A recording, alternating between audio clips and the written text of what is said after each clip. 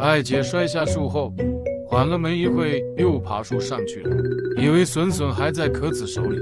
壳子看见艾姐上来了，可能也有点担心的，伸手摸了摸艾姐，发现艾姐啥事没有，所以大家可以放心了。等艾姐爬上去的时候，又要艾姐。壳子对艾姐有兄妹情，但并不多。艾姐左看看右看看，发现壳子确实没有笋，又下去了，准备下树去摔下的地方找找看。看到竹筒，又看到笋，坐下美美开吃。而树上壳子看到艾姐在吃笋，那个急呀，都倒挂了，想下树，费了半天劲才又翻上去，然后就摆烂了，不要了。